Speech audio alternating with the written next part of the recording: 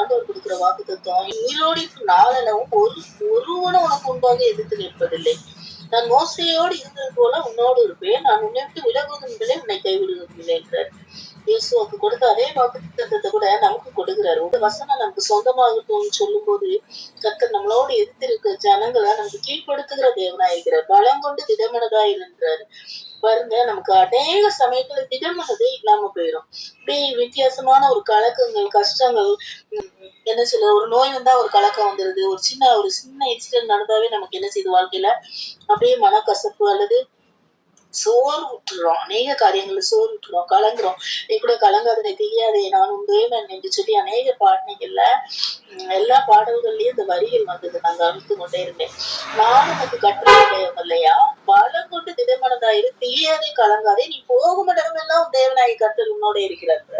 அப்ப நம்ம எங்க போனாலும் அந்த தேவன் நம்மோடு இருக்கிறார். பாருங்க, நம்ம போக வேண்டியதை நம்ம கடமை. ஆனா அவர் என்ன செய்யறாரு, நீ போகிற இடமெல்லாம் உன்னோடு நான் கூட இருப்பேன். அதுக்கு முந்தின வசனத்தை பாத்தீங்கன்னா, அப்பொழுது இந்த நியாயப்பிரமாண புஸ்தகம் வாயை விட்டு பிரியாது இருப்பதாக இதில் எழுதியிருக்கிறவர்களின்படி செய்ய நீ கவனமாய் இருந்து இரவும் பகலும் அதை தியானித்துக் கொண்டிருப்பாயாக என்றார். அப்ப ஒவ்வொரு வாக்குத்தத்தமும் ஒவ்வொரு நிபந்தனைகளுக்காக உட்பட்டு இருக்கிறது. சங்கீதம் 1 கூட இரவும் பகலும் அதை தியானிக்கிற மனுஷன் பாக்கியவான். அப்ப இரவும் பகலும் வேதத்தை தியானிக்கும் போது நம்ம ஒரு பாக்கியவானா பாக்கியவதியா இருக்கும். அப்பொழுது நீ உன் வழியை வாய்க்க பண்ணுவாய், அப்பொழுது புத்திமானாயும் நடந்து கொள்வாய் என்று வேதம் சொல்கிறது. அப்ப கர்த்தருடைய வழி இன்னது என்னன்னு நம்ம உணர முடியாத அப்படி இருக்கிறோம்ல, அநேக காரியங்கள இது என்ன ஆகுமோ என்று சொல்லி ஒரு கேள்விக்குறியோட உட்காந்துப்போம். ஒண்ணுமே நமக்கு புலப்படாது. எதுவுமே நமக்கு நாளைய தினத்துல என்ன, இந்த காரியத்துக்கு என்ன செய்ய போறோம் தெரியாது.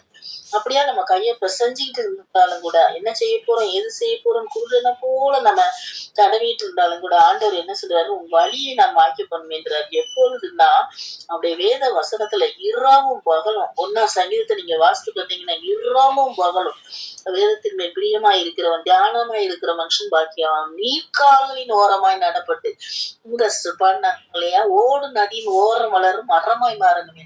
அப்ப நீர்க்கால்களின் ஓரமாய் நடப்பட்டு தன் காலத்தில் தன் கனியை தந்து இலையுதிராது இருக்கிற மரத்தை போலிருப்பான். அவர் செய்வதெல்லாம் வாய்க்குன்னு இருக்காரு. அப்ப பாருங்க, இரவும் பகலும் நம்ம வேற எதுவுமே செய்ய வேண்டாம். இரவும் பகலும் வேதத்தை தியானிச்சு அவருக்கு துதிச்சு நம்ம ஜெபத்தோடு நம்ம எல்லா காரியத்தையும் செய்யும் போது நமக்கு என்ன செய்வாரு, எல்லா வாய்க்க பண்ணுகிறவரா இருக்கிறார். அதனால நம்ம திருமணதா இருந்து காரியத்தை நடத்தணும். தீயதை கலங்காடை, நீ போகும் இடமெல்லாம் தேவனாய் கர்த்தர் உன்னோட இருக்கிறார். அப்படியே பாத்தீங்கன்னா அந்த யோசுவா 10ஆம் அதிகாரத்துல கூட யோசுவா கட்டளையிடுறாரு. நம்ம நினைக்கிறோம் நம்ம ஜெபிக்கிறது தகுதியே இல்ல ஆண்டவரே அப்படின்னு சொல்லி. இல்ல, நம்மள தகுதிப்படுத்துறவர் அவரே. அவருடைய ரத்தத்தால நம்மளை தகுதிப்படுத்திருக்கிறார். அதுக்கு முன்னால யாருமே என்ன செய்யலையா, சூரியனையும் சந்திரனையும் ஆயலோன் பள்ளத்தாக்குலையும் கிபியோன் மேலும் தரித்து நில்லுங்கள்னு சொல்றாரு. யோசுவா 10:12 கர்த்தர் எமோரியரை இஸ்ரவேல் புத்திரருக்கு முன்பாக ஒப்பு கொடுக்கிற நாளிலே யோசுவா கர்த்தரை நோக்கி பேசுறாரு. இஸ்ரவேலின் கண்களுக்கு முன்பாக, சூரியனே நீ கிபியோன் மேலும், சந்திரனே நீ ஆயலோன் பள்ளத்தாக்கு மேலும் தரித்து நில்லுங்கள் என்றார். அப்ப அவர் சொன்னாங்க, அவர் கட்டளையிட நிற்கும். அது எல்லாருக்குமே தெரியும். ஆனா நீங்க சொன்ன நடக்கும், நீங்க சொன்ன ஆகும்னு சொல்லி யாரெல்லாம் விசுவாசத்தை உங்க இடத்துல ஜெபிக்கிறாங்களோ அவங்களுக்கு எல்லாம் அற்புதம் நடக்கும். என்னுடைய வாழ்க்கையில அப்படிதான் நிறைய பேர் தனிப்பட்ட முறையில எங்கெங்கயோ கொண்டு பண்ணுவாங்க. எனக்கு முகம் தெரியாது, பேர் கூட தெரியாது, யாராவது போன் நம்பர் கொடுத்துட்டாருன்னு சொல்லிட்டு ஜெபிப்பாங்க. அவங்க விசுவாசத்தோடு கேட்பாங்க பாருங்க. அந்த காரியத்துல நான் இங்க இருந்து ஜெபிக்கதான் செய்வேன். ஆனா அந்த காரியம் அற்புதமா நடந்திருக்கும். அவங்க அடுத்து சாட்சி சொல்லுவாங்க பாருங்க. அப்போ இது எப்படி ஆண்டவரே நடக்குது, எனக்கு கூட சில அற்புதங்கள் இன்னுமே நடக்கலையே, அப்படி எப்படி நடக்குது அப்படின்ட்டு நான் ஆண்டவர்கிட்ட கேட்கும்போது ஆண்டவர் சொல்லுவாரு, நீ ஜெபிக்கிற, அவங்க விசுவாசத்தோடு என்ன செய்யறாங்க, போன் பண்றாங்க. இவங்கிட்ட சொன்னா ஜெபிச்சா நடக்கும்னு அவங்க விசுவாசிக்கிறாங்க. விசுவாசமும் அந்த ஜெபமும் என்ன செய்யுது, பிணைந்து என்னுடைய ஆற்றலை அந்த இடத்துல கொண்டு வருது. அதன்படி காரியங்கள் நடக்குது. பலத்தினாலும் அல்ல, பழக்கிரமத்தினாலும் அல்ல, தேவனுடைய ஆவியினாலே ஆகும். அவர் சொல்ல ஆகும், கட்டளையிட நிற்கும். பாருங்க, கிவியும் மேலும் சந்திரனை ஆயிரம் பள்ளத்தாக்கி மீன் சூரியனும் சந்திரனும் நினைச்சாங்க. ஏறக்குறைய 12 மணி நேரம். அதாவது அது பொழுது சாய்கையில என்ன செய்யணும், மேற்கு பக்கமா அது என்ன செய்யும், அப்படியே கடந்து போகும் இல்லையா சூரியன். எல்லாருக்கும் தெரியும், காலையில கிழக்கு பகுதியில உதிச்சு அது மறுபக்கமா அப்படியே அது சுழற்சி முறையில அது தானா சுழன்று கொண்டே இருக்குது. அது பாருங்க, மத்தியானம் 12 மணில இருந்து அது என்ன செஞ்சுச்சான், நடுவுல நின்றுட்டே இருந்துச்சான். இப்ப பாருங்க, இது போல ஒருத்த நாளு இன்னும் இல்ல பின்னும் இல்லாட்டு இருக்கு. கர்த்தர் இஸ்ரேல் உங்களுக்காக அவர் யுத்தம் பண்ண ஆரம்பிச்சிட்டாருன்னா சூரியனும் சந்திரனும் கருத்து நிற்கும். அப்படிப்பட்ட விசுவாசம் நமக்கு தேவை. ஏன்னா நமக்கு இதெல்லாம் ஏன் எழுதி வச்சிருக்கிறாங்கன்னா இதெல்லாம் திருஷ்டாந்தங்களாக இது முன்னமே சம்பவித்தது பின்னமும் சம்பவிக்கும். நம்ம புயலை அதட்டும் போது காற்றையும் கடலையும் அதட்டுகிற தேவனா இருக்கு. காற்றிலே இறையாதே கடலை அவைகளாயிருன்றார் இல்லையா, இம்மட்டு வா மிஞ்சி வராதே என்று சொல்லி கடல் அலைகளுக்கெல்லாம் ஒரு வரையறை வைத்திருக்கிறார் என்று வேதம் சொல்கிறது. அப்படியா நீங்களும் நானும் விசுவாசத்தோடு ஜெபிக்கிற வார்த்தை ஆண்டவர் என்ன செய்யறாரு, செயல்படுத்துகிற கர்த்தரா இருக்கிறார். நீங்கள் நானும் நல்ல வார்த்தையில வாயிலிருந்து என்ன செய்யணும், நன்மையான காரியங்களை பேசணும்.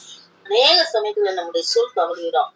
சொல்லு என்ன செய்யணும், நல்ல சொற்களாக நம்ம வாயிலிருந்து புறப்படுகிற ஒவ்வொரு சொல்லும் வெளியே வரும்போது அந்த சொல் அப்படியே கிரியையாய் மாறி அப்படியே அவர் வார்த்தையால தான் உலகத்தையே படைச்சார் இல்லையா, அந்த வார்த்தை அப்படியே காரியங்களை வாய்க்க பண்ணுகிறதா இருக்கிறது. அந்த நடுவானத்துல ஏறக்குறைய ஒரு பகல் முழுவதும் நினைச்சான். 13ஆம் வசனத்தை வாசித்து பாத்தீங்கன்னா, சூரியன் தரித்தது, சந்திரன் நின்றது, அப்படியே சூரியன் அஸ்தமிக்க தீ வைக்காமல் ஏறக்குறைய ஒரு பகல் முழுவதும் நடுவானத்துல நிக்கலாம். அப்ப அவர் சொல்லாம அவர் கடலையில நிற்கும். நீங்கள் நானும் சொல்லும் போது அந்த யோசுவா சொன்னது போல இதுவரைக்கும் அந்த இந்த சயின்டிபிக்ல பாத்தீங்கன்னா சயின்ஸ்ல இதுவரைக்கும் அப்படி நடந்ததே இல்லை. அந்த ஒரு முறைதான் அப்படி நடந்திருக்குன்னு சொல்லி சயின்ஸ்ல நிறைய பெரிய விஞ்ஞானிகள் ஞானிகள்லாம் பார்த்து எழுதியிருக்கிறாங்க அவங்க புக்ல. அப்படியா கர்த்தர் ஒரு மனிதனுடைய சொல் கேட்டா நாளைய நாள் அதுக்கு முன்னும் இல்லை அதுக்கு பின்னும் இல்லை.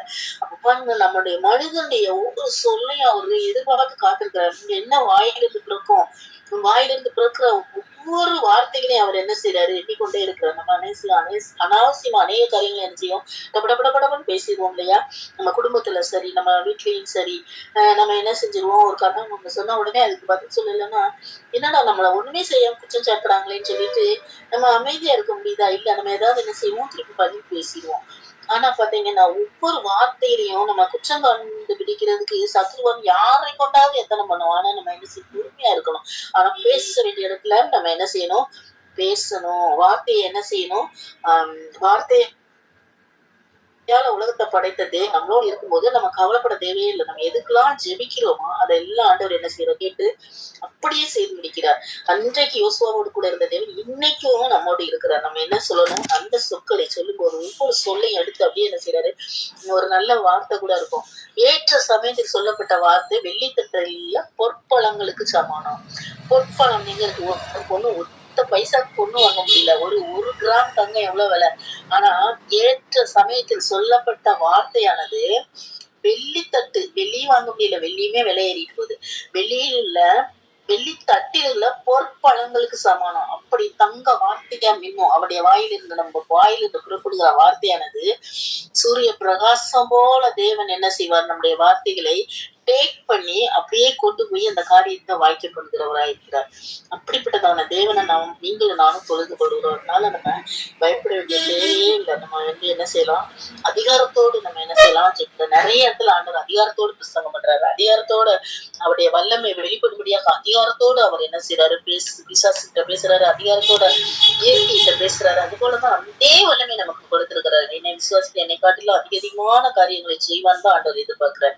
நாம தான் என்ன செய்வோம், நம்ம தகுதி இல்ல என்ன செய்யலாம், யுத்தம் வரும்போது யுத்தத்தை அதன் முனை மட்டும் ஓயப்படுகிற ஈட்டி விடுத்து வில்லை ஒடித்த ரதங்களை எதிர்ப்பினால் சுட்டரித்து போடுங்கப்பா அப்படின்னு சொல்லும் போது கர்த்தர் என்ன செய்வார், அதை சுட்டரித்து போடுறது வல்லமை உள்ளவரா இருக்கிறார். அநேக பலவீனங்கள் தான். ஆனால் இந்த 2 வார்த்தையை கொண்டு பேசணும்னு சொல்லி எனக்கு ஆவியானவர் ஏவணும். அப்படின்னால நான் 2 காரியங்களை சொல்லியிருக்கேன். இன்னும் நீங்க ஒவ்வொருத்தருக்குள்ளையும் என்னை விட அதிகமா வேதத்தை தியானிக்கிற பிள்ளைகளா இருக்கீங்க. ரொம்ப சந்தோஷம்.